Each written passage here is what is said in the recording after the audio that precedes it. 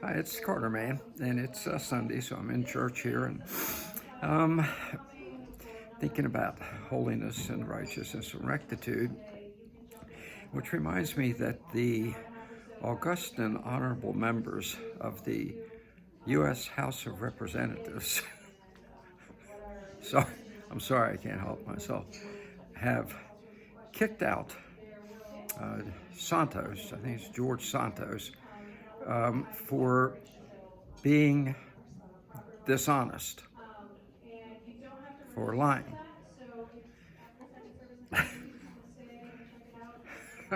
Let's put this in perspective, shall we? Let's get serious just for a minute.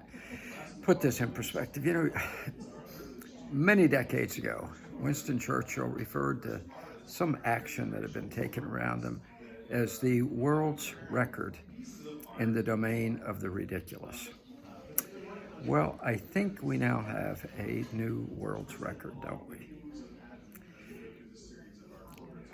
George Santos kicked out of the House of Representatives for being dishonest.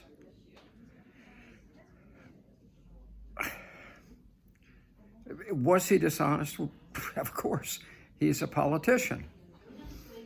The point is, you almost wish Jesus had been there to draw a circle on the floor and say, let he who is without dishonor cast the first stone.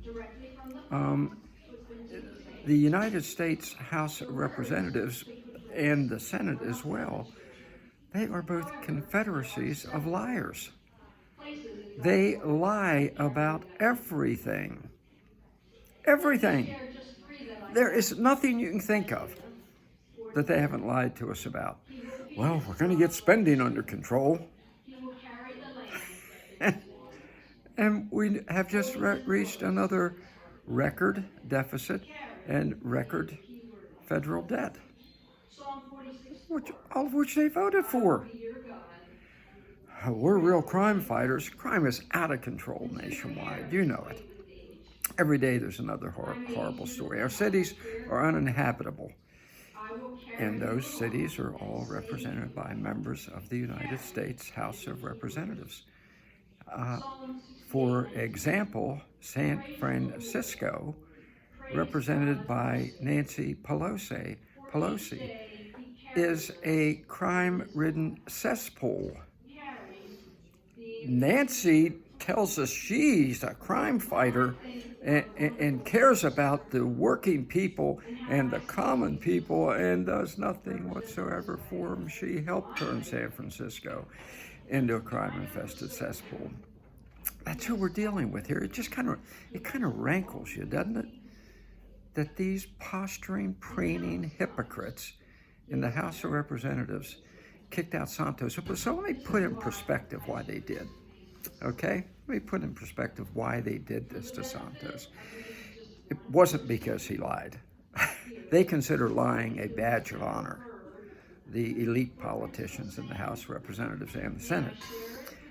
So let me tell you what happened there. Years ago, in another banana republic, matter of fact, the original banana republic, Honduras, it's the one that in his story, I think it was Cabbages and Kings, O. Henry coined the term banana republic about Honduras. It's where he lived at the time, the island of Utila. The biggest banana republic in the world, of course, and the worst is the United States, as the House of Representatives just evidenced again. Years ago, I had a friend who was a member of their Congress, and one of his fellow politicians, member of Congress, got censored and kicked out and disgraced. And I said, man, that's kind of horrible for you all, isn't it? And he laughed, and he replied, you just don't get it, do you? I said, every once in a while, we do that to one of our own, and that makes it look like we're really in the fight. He said, it means nothing. We don't care. You know, you throw one of ours to the wolves, and it keeps the rest of the wolves at bay for a while. That's what they did. That's what they were going to kick out liars.